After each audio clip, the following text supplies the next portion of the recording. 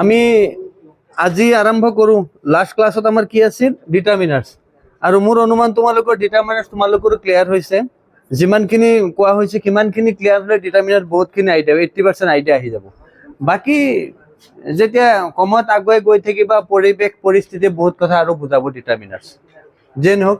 আজি আমি আৰম্ভ কৰিম সেন্টেন্স কাৰেকশন এটো পৰীক্ষাত হয় 1 মাৰ্কৰ নহয়তো 2 মাৰ্কৰ পৰীক্ষাত হয় সেন্টেন্স কাৰেকশন এই সেন্টেন্স কাৰেকশনত মই কাৰেকশনৰ TION টো দি দিলো সেন্টেন্স কাৰেকশন মানে কি সেন্টেন্স কাৰেকশন মানে কি বুজায় সেন্টেন্স মানে বাক্য কাৰেকশন মানে শুদ্ধ কৰিব লাগে সেন্টেন্স কাৰেকশন মানে বাক্যটো ভুল থাকিব আৰু এই ভুলটো তুমি কি কৰিব লাগিব উলিয়াই শুদ্ধ কৰিব লাগিব তাৰ মানে কি এৰৰ ডিটেকশন নামটো চাগে তোমালোকে মোৰ ইয়াৰ কথা কৈছো বেলেগ শুনি আছে চাগে ডিটেক্ট কৰা মানে চিনাক্ত কৰিব লাগে ডিটেকশন সেন্টেন্স কাৰেকশন এৰৰ ডিটেকশন মানে কি বাক্য এটা দিয়া থাকিব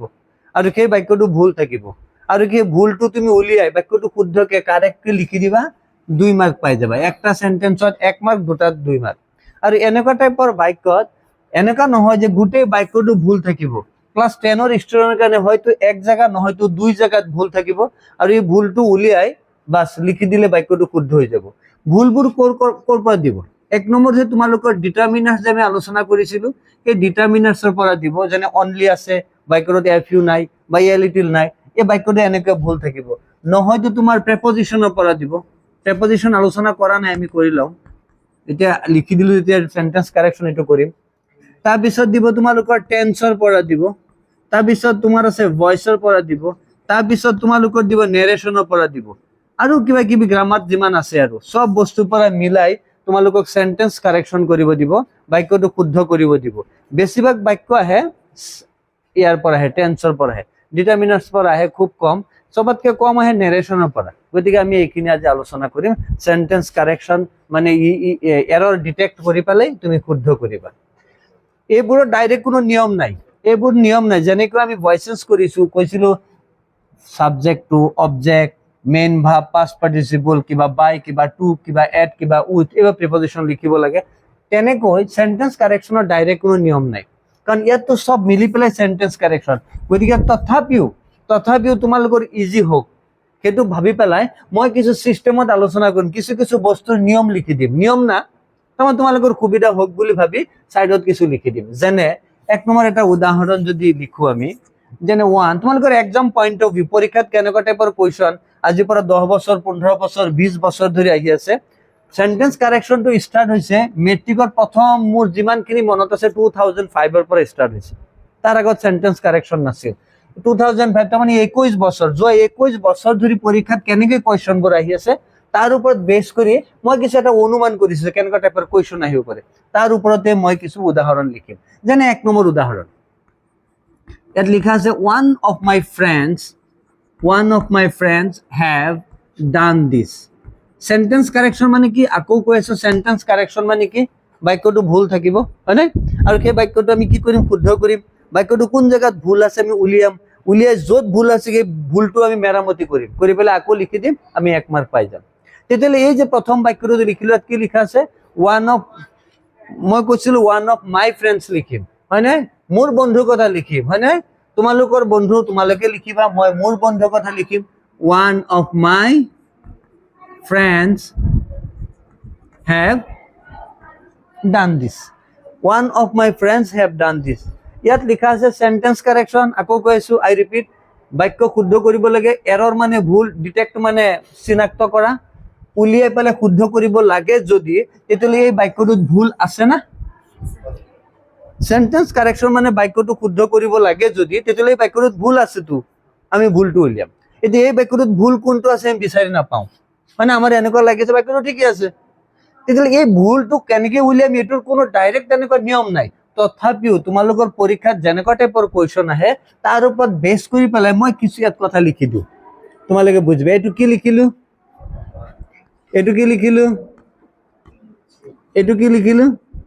এভৰি ইয়াত আৰু আছে এনি টেনি কিবা কিবি আছে কেৱল নিলিখো তোমালোকৰ পৰীক্ষাত এনেকুৱা টাইপৰ কোৱেশ্চন আহে যদি কোনো বাক্যৰ আৰম্ভণিতে ফাৰ্ষ্টতে কি থাকে 1 থাকে বা ইচ থাকে বা এভৰি থাকে তেতিয়াহ'লে বাক্যটো কাৰেক্ট কৰাৰ চিষ্টেম হৈছে মেইন ভাৰ্ব থাকিলে তুমি মেইন ভাৰ্বৰ লগত এছ বা ইএছ দি দিবা মানে just you have to add es or ies if the sentence is begun with one each or every বাস লিখি দিলা যদি বাক্যটো দেখা গৈছে যে মেইন ভাৰ্বটো আছে তাৰ আগত কি আছে এটা হেভ আছে তুমি হেভৰ জায়গাত কি লিখি দিবা বাক্যটো দেখা গৈছে না ওয়েৰ আছে তো ওয়েৰৰ জায়গাত কি লিখি দিবা ওয়াজ তেতিয়াহ'লে চোৱা চিষ্টেমটো চোৱাচোন চব এছ থকা লিখিব লাগে না আৰু এইফালে চোৱা এটা এছ থকা নাই আমি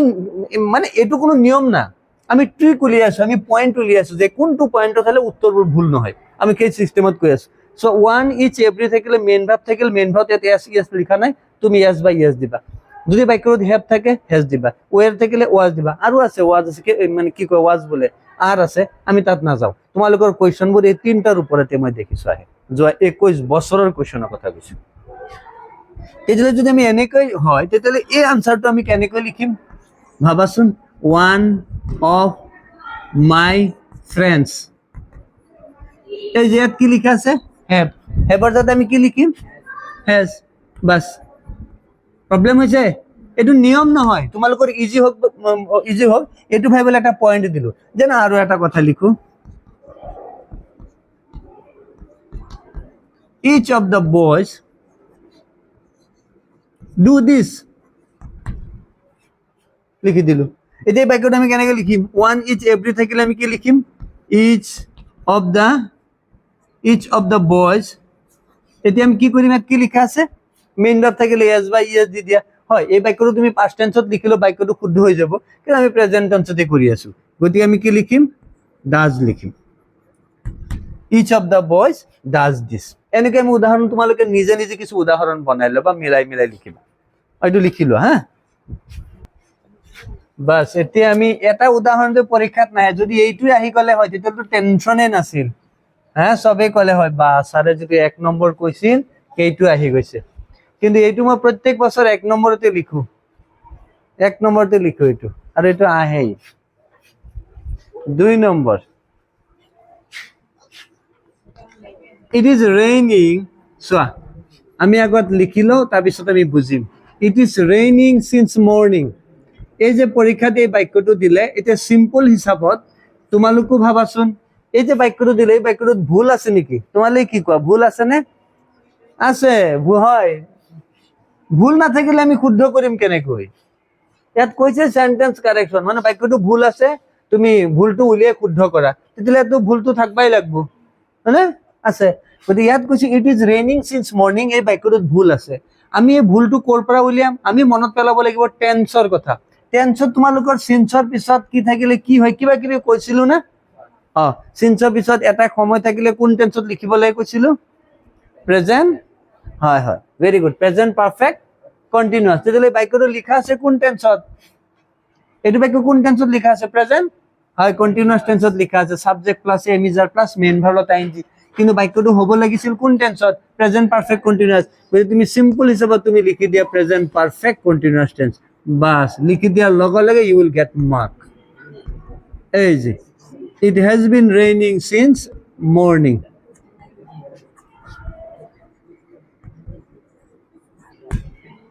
Suppose আৰু এটা লিখো যেনে he had visited there yesterday এতিয়া এই বাক্যটোত ভুল আছে নে এই বাক্যটোত ভুল আছে নে একদম 100% ভুলটো আছে না ভুল না থাকিলে আমি শুদ্ধ কৰিম কিয় he has visited there yesterday এটো কি লিখা আছে yesterday থাকিলে কোন টেন্সত হয় হয় হয় past টেন্সত past indefinite tense কিন্তু বাক্যটো লিখা আছে কোন টেন্সত প্রেজেন্ট পারফেক্ট টেন্স তেতিয়াহ'লে আমি লিখিম কোন টেন্সত এইটো পাস্ট ইনডিফিনিট টেন্সত লৈ যোৱা এটা for writing past indefinite tense first of all you have to recall the formation of past indefinite tense past indefinite টেন্সৰ ফরমেশন কি আছিল subject plus v2 it means subject plus main verb in past form second form of verb গতিকে তুমি এনেকৈ লিখিব লাগিব he visited there yesterday problem হৈ আছে ৰাইজৰ প্ৰবলেম হৈ আছে পুৰণা কথা আলোচনা কৰি আছো বুজিছা তারপর আরো একটা লিখো এটা প্রিপজিশনের কথা লিখো I always go to school by foot মই সদায় স্কুললৈ খোজকাঢ়ি যাওঁ খোজকাঢ়ি যোৱা ইংৰাজী কি বাই ফুট নে 1 ফুট এইটো প্ৰিপজিশনৰ পৰা আহিছে এটা আনসারটা হবে কি I always go to school on foot মানে খোজকাঢ়ি যোৱা বাই ফুট যদি লিখা তেতিয়াহ'লে এইটো বুজাব তোমাৰ ভৰিৰ লগত ষ্টিয়াৰিং লগোৱা আছে যন্ত্ৰ লগোৱা আছে আৰু তুমি এইটো এনেকে চলাই যায় এইটো চুইচ দিলে এইটো চলাই তেতিয়া হ'ব তোমাৰ বাই ফুট এই মইতো বাইয়ে লিখি দিলো আকৌ বাইয়ে লিখি দিলো হয় নাই ऐसा होता है बड़े बड़े देश में ऐसा होता है हाँ बड़े बड़े बोर्ड में ऐसा होता है हाँ এতিয়া আমি 4-5টা উদাহৰণ তিনটা 5টা উদাহৰণ হল আৰু লিখো যেনে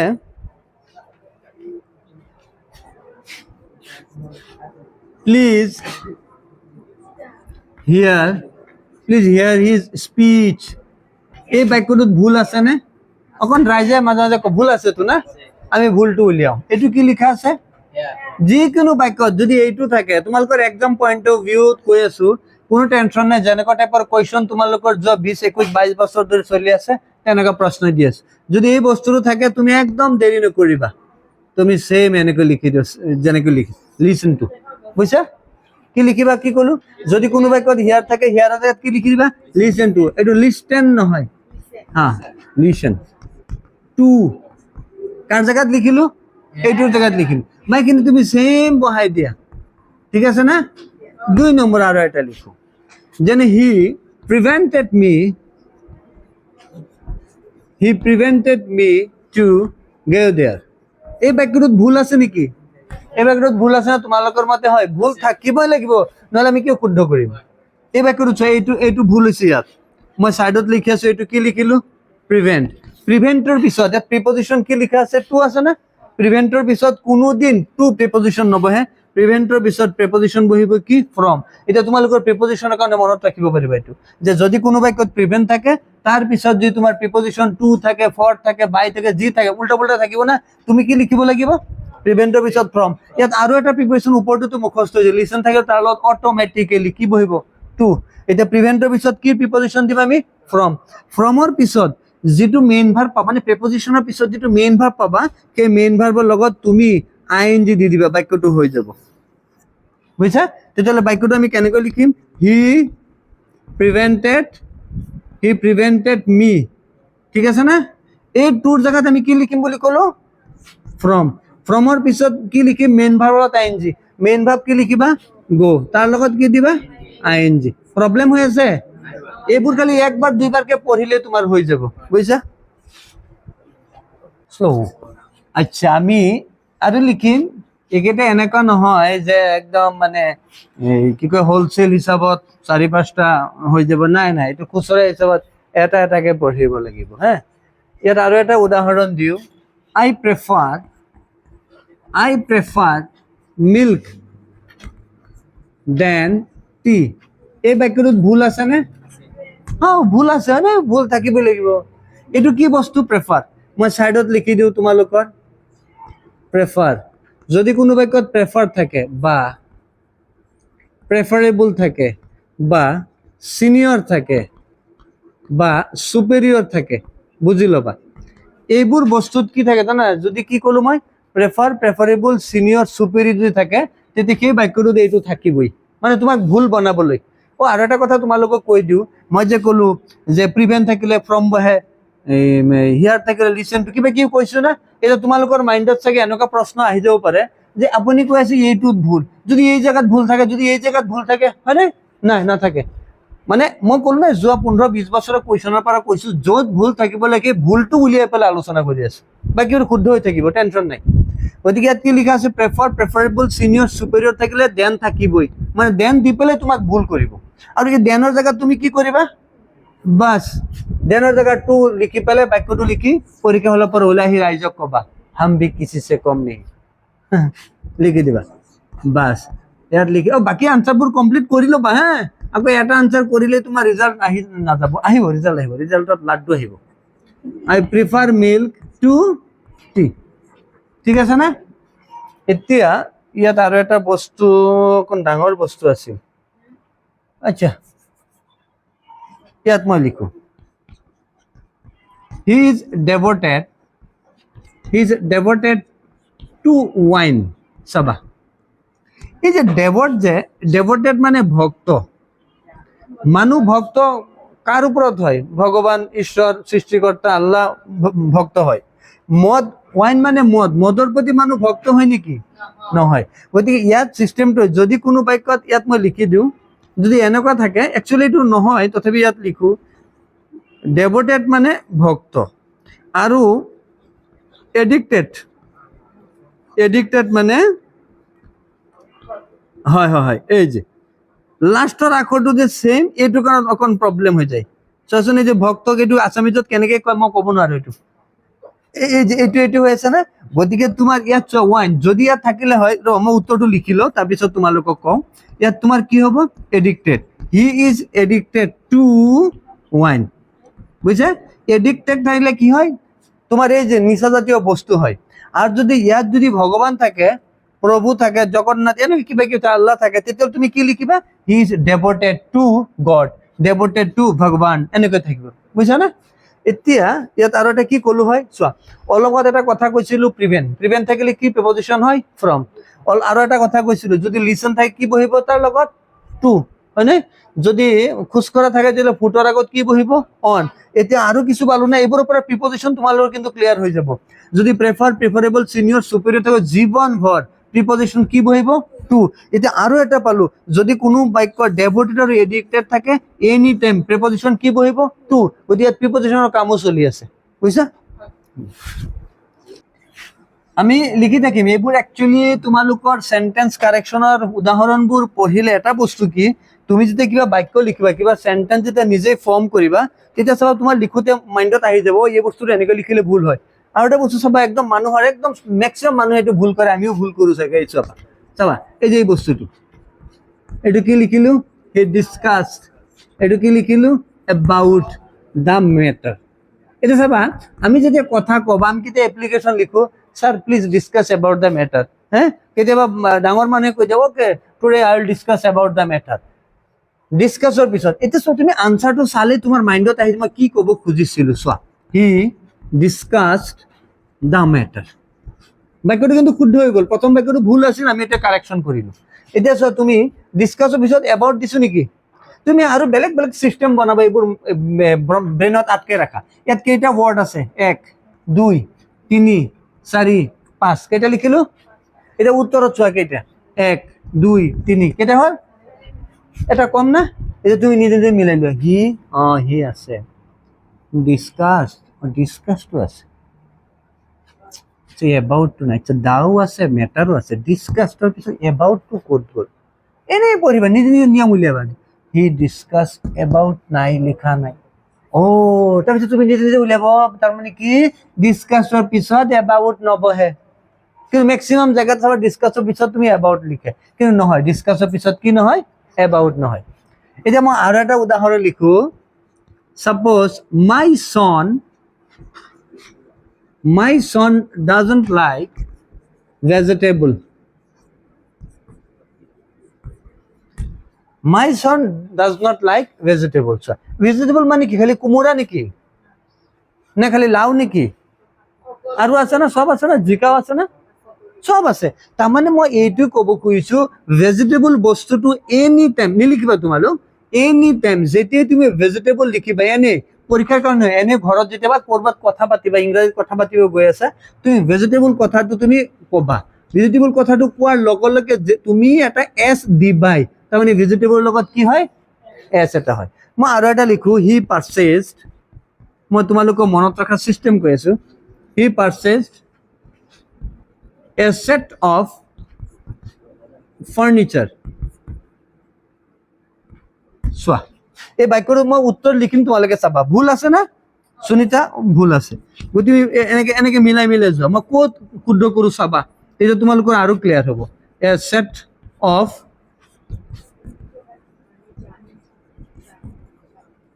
কি লিখিলো? ফাৰ্নিচাৰ। এতিয়া মনত ৰখাৰ টেকনিকটো কৈ আছো। যিকোনো বাক্যত যেতিয়া তুমি ভেজিটেবল লিখিবা, তাৰ লগত কি দিবা? বাকী শুদ্ধ হৈ থাকিব পৰীক্ষাত। ভেজিটেবল থাকিলে কি দিবা? এছ দিবা। যদি কোনো বাক্যত ফাৰ্নিচাৰ থাকে, ফাৰ্নিচাৰ থকা বাক্যত বাকীবোৰ শুদ্ধ হৈ থাকে, যিমান কুৱেশ্যন দেখিছো তুমি খালি yes উঠাই দিবা তাৰমানে এটা ইজি হিচাপত ক'ব গ'লে ভেজিটেবল লগত s দিম ফাৰ্নিচাৰৰ পৰা s উঠাম উত্তৰটো শুদ্ধ বুজা নাই ভেজিটেবলত কি দিম আমি আৰু ফাৰ্নিচাৰ থাকিলে s দিয়া থাকিব উঠাই দিম বাকি হৈ যাব সিম্পল এনেকে টেকনিকত তোমালোকে পঢ়িবা আৰু মাত্ৰ দুটা উদাহৰণ লিখিম আজি আৰু বেছি নিলিখো প্ৰথম দিন যদি সেন্টেন্স কাৰেকশন এৰৰ ডিটেকশন যদি আমি বেছি কৰো মাঝে মাঝে বহুত ষ্টুডেন্টৰ ব্ৰেইন উল্টা পুল্টা হৈ যাব গতিকে বেছি নিলিখো আজি আৰু দুটা উদাহৰণ লিখি পেলাই বিদায় লম চোৱা I paid 1000 rupees for this shirt অৰ্থটো কি কৈছে মই যে শার্টটো যে এই যে শার্টটো 1000 টকা দি কিনিছো I paid 1000 rupees for this shirt আৰু এটা কথা তোমালোকে চাগে জানা আগৰ পৰাই হ্যাঁ না হোক দুবাৰ হোক মানে এইটো তোমালোক কোনো টেনশন নাই দুবাৰ হোক তিনবাৰ হোক মই পিন্ধা শাৰ্টৰ কথা এটা কৈছো তোমালোক ইমান ভাবিব নালাগে তথাপি তোমালোকৰ ইচ্ছাক সন্মান জনাই মই লিখি দিলো আকৌ দিছ শাৰ্ট চোৱা এটা সৰু কথা কওঁ 1 বানান কৰাচোন তোমালোকে চাগে কথাটো জানা তেতিয়ালে 2 বানান কৰা 99 বানান কৰা 99 বানান কৰাচোন আচ্ছা মোৰ কি টেকনিক তোমালোকৰ টাইম নষ্ট কৰা না বেলেগ এটা কথা কম তাৰমানে ইংৰাজীত প্ৰথম আখৰটো কি প্ৰথম আখৰটো এ না আচ্ছা এ জিনো তুমি চাবা একৰ পৰা 99 লৈ কৈছে এইটো উচ্চাৰণ বানানত আছে নে নাই 99 পৰা আৰু যোৱা নাই তাৰ মানে কি প্ৰথম বস্তুটো ই নিজে ব্যৱহৃত হ'বলৈ তাক ব্যৱহাৰ কৰিবলৈ ই নিজে অপেক্ষা কৰিছিল 1000 লৈকে তাৰ মানে 999 ইমানখিনিলৈকে ইয়াৰ উচ্চাৰণ হোৱা নাই এই প্ৰথম আখৰ না তেতিয়ালে প্ৰথম উচ্চাৰণটো প্ৰথম আখৰটো তাৰ ব্যৱহাৰ হ'ব লাগিছিল হোৱা নাই 999 লৈকে এ নামৰ আখৰটোৰ ব্যৱহাৰ হোৱা নাই তাৰ প্ৰথম ব্যৱহাৰ হৈছে 1000 ৰ পৰা তেতিয়া অনুমান কৰাচোন কথাটো এইটো বুজাব খুজিছো 1999 তে বহুত ডাঙৰ না তাৰমানে সিস্টেমটো চাচোন 1ত আৰম্ভ কৰা নাই ডাইৰেক্ট ডাঙৰটোত গৈছে তাৰমানে বাই এনেকৈ বুজাব পৰা যায় যে তুমি কিবা এটা কাম কৰিছা আজি তুমি ফল নাপাবও পাৰা তোমাক আজি কোনোবাই নকবও পাৰে কিন্তু এনেকৈ এটা দিন আহিব তুমি বুজা নাই ফটকে ডাঙৰ হৈ যাবা যেনেকৈ এ ডাঙৰ হওঁতে 999 লৈকে অপেক্ষা কৰিছিল গতিকে অপেক্ষা কৰি থাকা আৰু সেইমতে আগুৱাই গৈ থাকা কাম চলি যাব এতিয়া আমি প্ৰশ্নটো লৈ আহো তোমালোকে চাগে জানা কাহিনীটো না তোমালোকে জানা সো এত লিখা আছে I paid 1000 rupees for this shirt মই এই শার্টটো 1000 টকাত আনিছো এনেকে মানে কথা পাতে না তুমি এইটো কিমান দি লৈছা বলে স্যার 1000 টাকা পৰিছে এই চকী কিমান দি আহিছা 1000 টাকা এনেকে আমি কম না এটা প্ৰশ্ন হৈছে 1000 মানে কিমান হাজাৰ 5000 নে 9000 10000 নে 15000 কিমান 1000 টাকা না তেতো নিয়মতে ক'ব লাগিছিল 1000 মানে কি 1000 বুলি ক'লে একৰ পৰা কিমান লৈকে আছে 99 না তেতিয়ালৈকে যদি কোনোবাই কয় মই এই শার্টটো 1000 rupees আনিছো মানে 1000 টাকা দি কিনিছো তেতিয়ালে 1ও বুজাব পাৰে 99ও বুজাব 50000ও বুজাব পাৰে তাৰমানে কথাটো ভুল একুৰেট কোৱা নাই 1000 মানে কিমান আমি এনে অনুমান কৰো 1000 মানে 1 বুজাইছে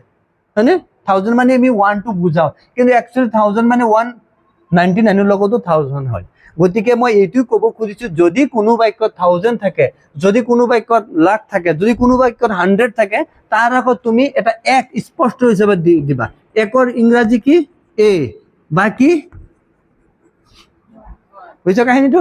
যদি কোনো বাক্যত 1000 থাকে যদি কোনো বাক্যত 100 থাকে তাৰ আগত তুমি এ বা 1 দিবা তাৰ মানে মই এই শার্টটো আনিছো কিমান টকাত কিনিছো 1000 rupees নিলিখিবা হ্যাঁ rupees for this shirt মোৰ মাজে মিস হৈ যায় আখৰ এটো মোৰ পুৰণা বেমাৰ মই আৰু এটা লিখো এটো কি লিখিলো দেয়াৰ এটো কি লিখিলো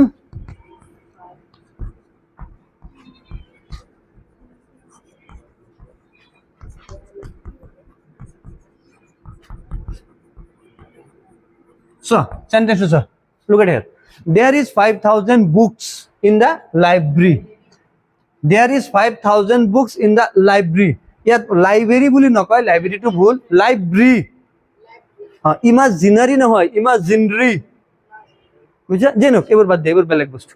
এতিয়া সো ইয়াত কি কৈছে there is 5000 books in the library ইয়াত কি কলো যদি 100 আগত বা 1000 আগত 1 2 3 4 5 একো না থাকে আমি কি লিখিম এ বা 1 তেতিয়ালে যদি 1000 আগত 1 2 3 4 5 থাকে তেতিয়ালে মুছি পেলে আমি 1 লিখিম নেকি বেলেগ জায়গাত ভুল বুঝছা কাহিনীটো তোমালোকৰ প্ৰশ্ন যদি 1000 আৰু 100 হয় এনেকুৱা টাইপৰ প্ৰশ্ন আহিব মই আকৌ কৈছো হা ৰিপিট কৰি আছো যদি 1000 ৰ আগত 1 2 3 4 5 6 7 8 9 10 একো না থাকে তেতিয়া তুমি তাৰ আগত কি দিবা এ বা 1 দিবা যদি কোনো বাক্যত 1000 বা 100 ৰ আগত 1 2 3 4 5 থাকে তেতিয়া বেলেগ জায়গাত ভুল আছে বেলেগ জায়গাত ভুলটো ক'ত আমি এই যে অকণ যদি তোমালোকৰ ব্ৰেইনে ক'ব এইখিনি যে অকণ যদি আমি ভাবো তেতিয়ালে আমি নিজে বুজিম हाँ देयर इज एक जो भी कौन पढ़ुजी मने मने जो पढ़ु देयर इज 5000 देयर इज 5000 তুমি যেবা তোমার ব্রেইনে কই দিব বুঝছ নাই হ্যাঁ সবা এটো প্লুরাল নাম্বার নে সসুন সিঙ্গুলার নাম্বার বহুবচন নে একবচন বহুবচন তে বহুবচনৰ দেয়াৰৰ লগত কি বহিব ইয়াত হয় না অটোমেটিক হয় তোমালে কোৱাটো দেয়াৰ আর হয় না 5 আছে গতিকে ইয়াত বাক্যটো সব 5 টো উঠাই পেলাই 1 নহয় there are 5 there are 5000 books in the library এই যে আমার বুরঞ্জির কিতাপের নাম কি হিস্টোরি কয় হ্যাঁ এটা হিস্ট্রি না হিস্ট্রি বুঝছ নাই জেনো আজি আৰু নিলিখো ইমানে থাকিব তোমালোকৰ কিবা প্ৰবলেম হয় তোমালোক কমেন্ট সেকশন পুৰা কোয়েশ্চন তোমালোক লিখি দিব পাৰিবা বুঝা মই এবোৰ চাও ক'ত কি প্ৰবলেম আছে মই চাম ঠিক আছে ভালে থাকিবা ধন্যবাদ